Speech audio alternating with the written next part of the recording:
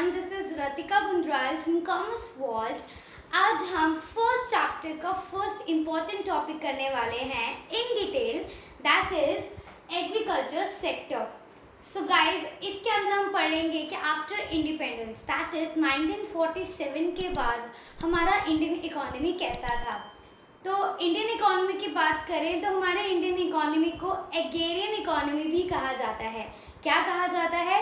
Agrarian economy. वो क्योंकि 85% of the population directly और इनडायरेक्टली किसके ऊपर डिपेंडेंट थी? एग्रीकल्चर सेक्टर के ऊपर, राइट गाइज? ओके, सो 85% पॉपुलेशन डायरेक्टली और इनडायरेक्टली एग्रीकल्चर सेक्टर के ऊपर डिपेंडेंट थी। सवाल उठता है क्यों? क्योंकि 85% ऑफ द पॉपुलेशन, उनमें से ऑलमोस्ट सारे कहाँ से बिलोंग करते थे, कहाँ रहते थे? विलेज एरिया में, ठीक है गाइस? तो इसलिए हमारे इंडियन इकोनॉमी को अग्रेरियन इकोनॉमी भी कहा जाता है। So after 200 years of the britisher colonial rule, बता दूँ colonial rule means period between 1757 to 1947। ये जो 190 साल थे, 190 years और अप्रॉक्स 200 years, ये जो 200 साल ब्रिटिशर्स ने हम पर रूल किया, उस रूल को हम बोलते हैं कॉलोनियल रूल।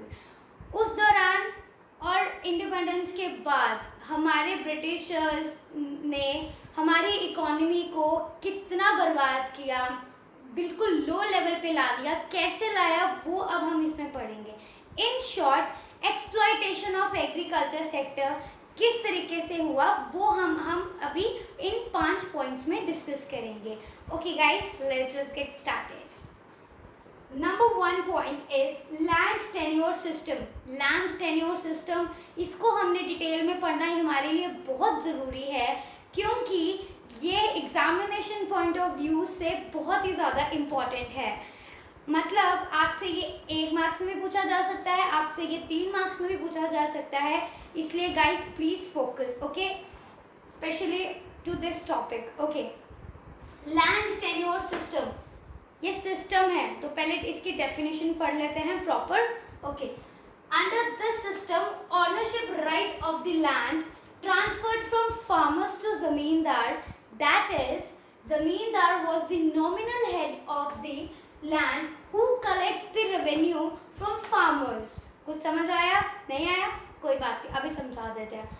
सिस्टम है, आज तक बचपन से लेके स्पेशली जब 11th-12th में पहुंचे ना, तो इतना समझ आ गया था कि कोई भी ऑर्गेनाइजेशन चलानी हो, घर का कोई काम करना हो, कुछ भी मैनेजमेंट करना हो, तो हमेशा उनके अंदर 3 टॉप लेवल की, या ऐसे नॉर्मल भाषा में कहें कि 3 अथॉरिटीज़ बनती हैं। Number 1 top, number 2 middle, number 3 lower level. अब बात ऐसी है, ये मैं क्यों बोल रही हूँ, क्योंकि टॉप लेवल, आप सबको पता है टॉप लेवल वो अथॉरिटीज़ होती हैं जो काम करने के ऑर्डर्स देती हैं, जो काम करने को बोलती हैं। मिडिल लेवल वो अथॉरिटीज़ हैं जो काम करवाती हैं, जो टॉप लेवल की सुनती हैं और काम करवाती हैं।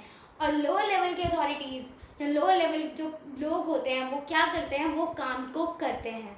जो इन दोनों ने दिया होता है, टॉप और मिडिल लेवल ने जो काम दिया होता है, वो लोअर लेवल पीपल करते हैं।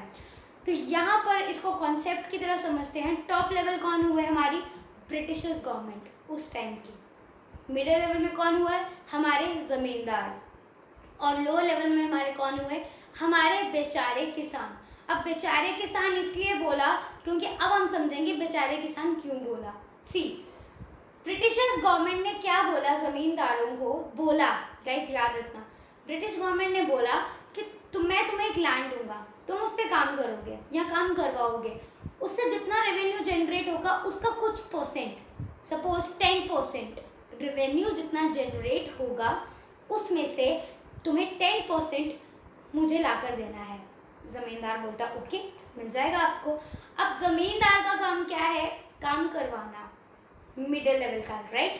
तो ज़मींदार क्या बोलता है? काम करने के लिए वो किसानों को बुलाता है। वो बोलता है किसान को कि मैं तुम्हें ऑन 1 कंडीशन, या तुम्हारी मजबूरी का फ़ायदा, इसको हम बोल सकते हैं कि तुम्हें लैंड मैं तभी दूंगा अगर तुम मुझे इसका इतना % दोगे, विदाउट नोइंग कि रेवेन्यू कितना जनरेट होगा। आपको बात समझ आ रही है? ब्रिटिश ने बोला कि तुम्हारा जितना रेवेन्यू जनरेट हुआ है उसका तुम्हें इतना 10% देना है या इतना कुछ फिक्स अमाउंट देना है।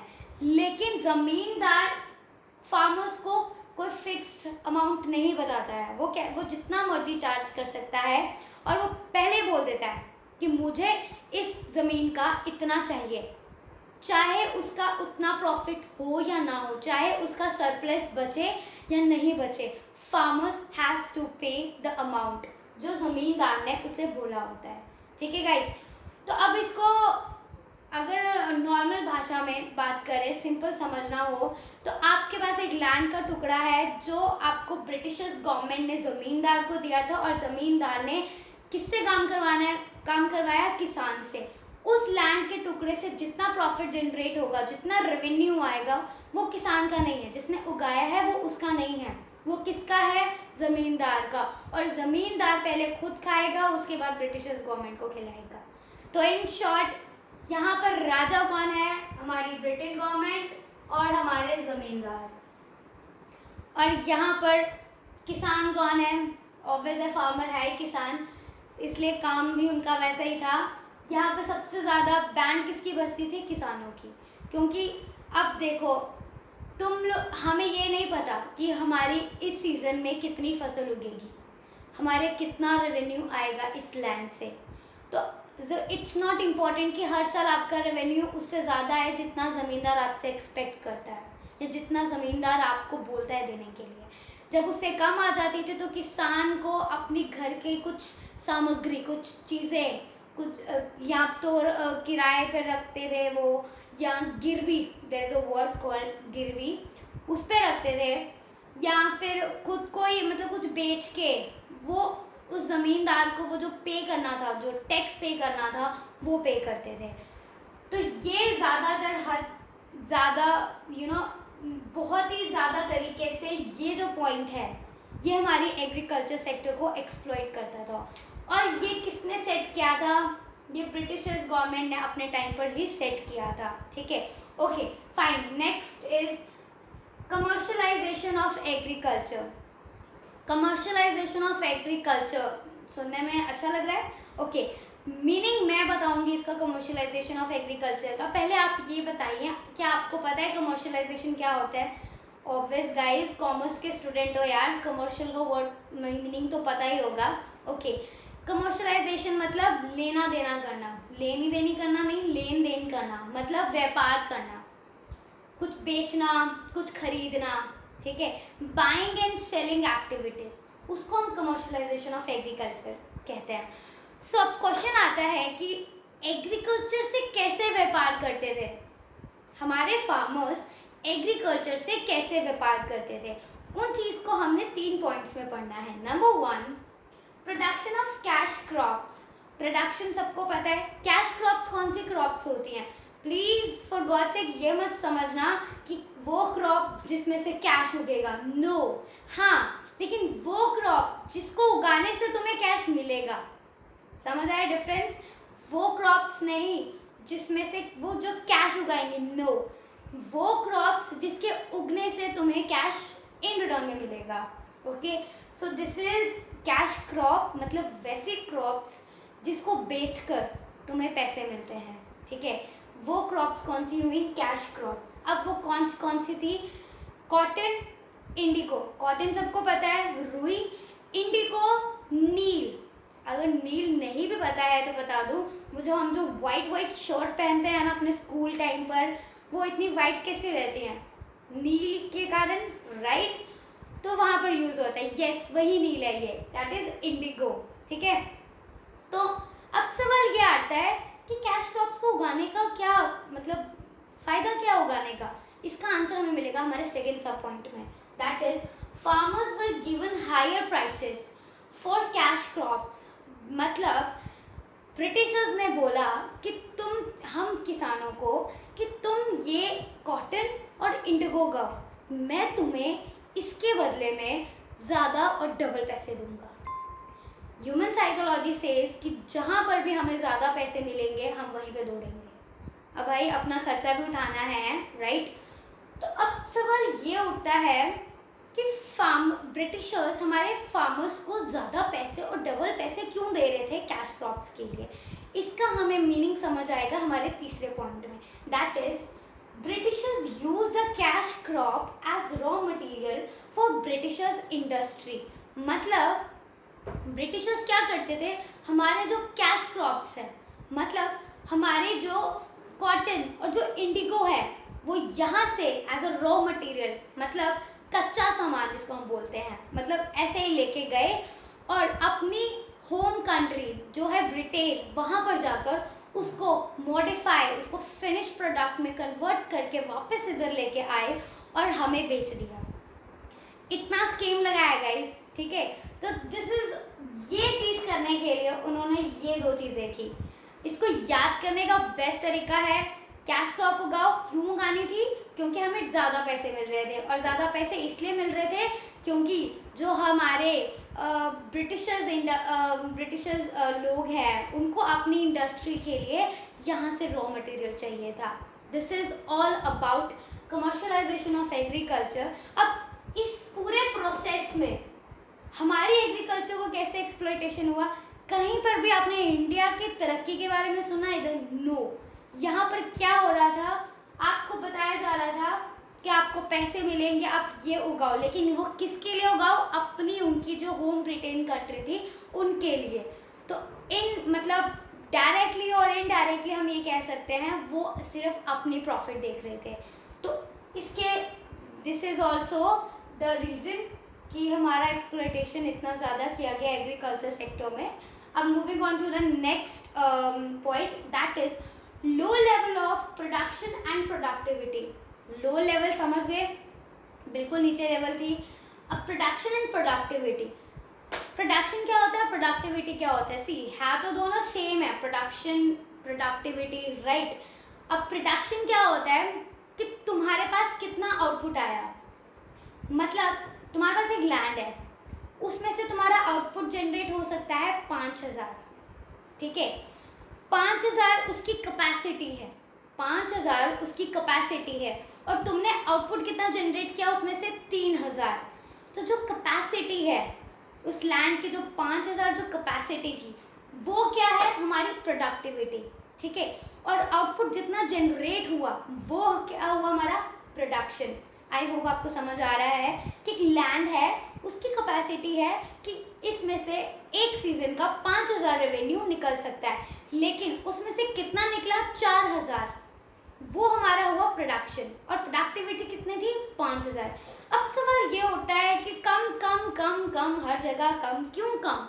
क्योंकि ये 3 कारण थे, इसलिए हमारी low level of production and productivity कम थी। ओके, सो बेस्ट फर्स्ट जो है इसका कारण, that is lack of irrigation facility. Lack of irrigation facility, lack of मतलब थी नहीं, कमी थी, कमी। इरिगेशन, इरिगेशन समझ आया सबको? इरिगेशन मतलब पानी देना। फैसिलिटी, हम बार बार बात कर रहे हैं उगाना, उगाना, क्रॉप्स उगाना, फसलें उगाना, तुम्हारा इतना आएगा, कैसे उगेगा? हर एक चीज़ को उगने के लिए पानी चाहिए होता है। लैक ऑफ इरिगेशन फैसिलिटी, हमारे पास वो फैसिलिटी नहीं थी, हमारे खेतों में पानी पहुंचता ही नहीं था, और जब पानी नहीं पहुंचता था तो कैसे हमारी क्रॉप्स उगेंगी, राइट। सेकेंड चीज़, लैक ऑफ टेक्नोलॉजी। अभी तो हमारे पास बहुत सारी टेक्नोलॉजी हैं, जैसे tractors, reapers, extra, but lack of technology. उस time we had no tractors, हमारे पास कोई ट्रैक्टर्स नहीं थे, कोई टेक्नोलॉजी नहीं थी। और हम अब तो बहुत सारे काम ऐसे हैं जो मशीन से होते हैं, उस टाइम हमारे पास कोई मशीन नहीं थी, कोई टेक्नोलॉजी नहीं थी, हम सारा काम अपने हाथों से ही करते थे, और उसकी वजह से हमारा काम बहुत ही धीरे धीरे धीरे होता था, ठीक है। तो लैक ऑफ टेक्नोलॉजी उसकी वजह से। Third point is negligible use of fertilizers. Negligible use of fertilizers मतलब नोटिस किया, लैक मतलब कमी थी, लेकिन नेग्लिजिबल यूज़ ऑफ फर्टिलाइजर्स मतलब हम फर्टिलाइजर्स को यूज़ ही नहीं करते थे। क्यों नहीं करते थे? क्योंकि आज भी मैं बात करूँ, आज की भी बात करूँ, आज हमारे दिमाग में कॉन्सेप्ट होता है कि अगर आपने ज़्यादा फर्टिलाइजर्स यूज़ कर लिए, वो हमारी बॉडी के लिए, हमारी सेहत के लिए अच्छे नहीं है। ठीक है गाइस, तो वैसे ही उस टाइम भी कुछ ऐसा ही कॉन्सेप्ट था हमारे लोगों का कि अगर हमने फर्टिलाइजर्स यूज़ किया, क्या पता जिसकी 4000 अभी आउटपुट आ रही है उस ज़मीन से, हमारी प्रोडक्टिविटी जिसकी उतनी आ रही है, क्या पता उतनी भी ना आए। वो रिस्क नहीं लेना चाहते थे, इसलिए वो फर्टिलाइजर्स को यूज़ ही नहीं करते थे। ओके गाइस, सो ये 3 कारण हैं, पानी नहीं आना, टेक्नोलॉजी नहीं थी और फर्टिलाइजर्स यूज़ नहीं करते थे। इसकी वजह से हमारा लो level of production and productivity था। ठीक है, अब हम बढ़ते हैं अपने चौथे पॉइंट की तरफ, higher degree of uncertainty. Higher degree of uncertainty, commerce के स्टूडेंट हो, बार बार ये बोलती हूँ क्योंकि कुछ ऐसे वर्ड्स है, being a commerce students you should aware of it. Uncertainty का क्या मतलब होता है? मतलब अंदाज़ा लगाना, रिलायबल नहीं है कुछ भी। ठीक है, हो भी सकता है, नहीं भी हो सकता है। ये जो हो भी सकता है, नहीं भी हो सकता नहीं, बहुत खतरनाक होता है, स्पेशली उस टाइम के लिए। हाई डिग्री ऑफ अनसर्टिनिटी मतलब हमारे किसानों में ये अनसर्टिनिटी थी, क्या पता इस बार बारिश होगी या नहीं होगी, और अगर बारिश हुई तो हम राजा, मतलब बहुत पैसा है, बहुत, मतलब कि एटलीस्ट हमें किसी के सामने झुकना नहीं पड़ेगा। लेकिन अगर बारिश नहीं हुई तो पूरे साल, पूरी ज़िंदगी झुकना पड़ेगा। ये कॉन्सेप्ट था उस टाइम, इसलिए किसान फसलें उगाते ही नहीं थे, लैंड लेते ही नहीं थे। अगर फार्मर्स लैंड लेंगे ही नहीं तो बाकी प्रोसेस कैसे होगा? ठीक है, तो वही चीज़ थी, हाई डिग्री ऑफ अनसर्टिनिटी। और ये हमारी किसके ऊपर डिपेंडेंट थी? रेन वाटर के ऊपर। आज भी इंडिया के काफ़ी किसान बारिश के पानी के ऊपर निर्भर रहते हैं, काफ़ी क्या, बहुत ही सारे आज भी। तो उस टाइम भी ऐसा ही था कि अगर बारिश हुई तो ठीक है, नहीं हुई तो फिर डूब गए। ओके, तो this was this 4th point. अब हम बढ़ते हैं अपने 5th पॉइंट की तरफ, that is partition of the country. ये पॉइंट भी बहुत इम्पॉर्टेंट है क्योंकि ये हमारे चैप्टर से बिल्कुल लिंक करता है। पार्टीशन ऑफ द कंट्री, हम बहुत खुश हुए, हमारा इंडिया आज़ाद हुआ। किससे? ब्रिटिशर्स से हमारा इंडिया आज़ाद हुआ, राइट। लेकिन जब हमारा इंडिया आज़ाद हुआ ना, उसके साथ हमें एक दुख खबरी भी मिली कि हम बहुत टुकड़ों में बट गए। ठीक है, India, like Pakistan, like Bangladesh, Sri Lanka वगैरह वगैरह। ठीक है, हम डिवाइड हो गए, राइट। अब उसका जो एडवांटेज, तो हम बड़े खुश हुए, भाई आज़ादी मिली, आज़ादी, yes finally we got the freedom. But उस फ्रीडम के चक्कर में हमें कुछ डिसएडवांटेज भी मिला है। वो क्या है, वो अब हम इसमें पढ़ेंगे। Partition of the country point में हमें सिर्फ 2 पॉइंट्स पढ़ने हैं। Number 1, highly irrigated and fertile land went to Pakistan. Yes, मतलब जिस खेत पर हम उगाते थे, ठीक है, फसल उगाते थे, और irrigated and fertile land, irrigated मतलब जो ज़मीन काफ़ी अच्छी थी, पानी है जिसके अंदर ऑलरेडी, ठीक है, और फर्टाइल है, मतलब उसकी प्रोडक्टिविटी बहुत अच्छी निकल सकती है, कैपेसिटी है उसकी निकालने की। वो लैंड कहाँ चली गई? हमारी पाकिस्तान को। सो ये हमें बहुत बड़ा डिसएडवांटेज मिला। ठीक है, सेकेंड चीज़, whole of jute producing area became part of East Pakistan, जिसको अभी हम बांग्लादेश के नाम से भी जानते हैं। ठीक है, अब हमारा इंडिया जो है ना, वो जूट के लिए बहुत ही पॉपुलर था, यूं कह लो मोनोपोली था पूरे वर्ल्ड में। हम अपने इसके लिए फेमस थे, जूट प्रोड्यूसिंग के लिए। मतलब हमारा रॉ मटेरियल जूट का बहुत ज़्यादा जाता था बाहर। ठीक है, तो अब इससे क्या हुआ कि जो जूट प्रोड्यूसिंग एरिया था हिंदुस्तान का, जो जूट प्रोड्यूसिंग एरिया था बिफोर 1947, आफ्टर 1947 क्या हुआ, ईस्ट पाकिस्तान में चला गया, मतलब बांग्लादेश को चला गया। तो उसकी वजह से क्या हुआ, कमी हो गई। मतलब जो चीज़ें हमारे पास थी बहुत अच्छे उसमें थी, तादाद में, नंबर्स में, वो अब चली रही नहीं हमारे पास। तो उससे क्या हो गया, कमी हो गई हमारे पास रॉ मटेरियल की। This suffers lack of raw material. तो उसकी वजह से रॉ मटेरियल की क्या होगी, कमी हो गई। So guys this is all about agriculture sector. I hope आपको सब समझ में आया हो और आपको मेरी वीडियो पसंद आए। Please don't forget to share, subscribe and please do comment. Thank you.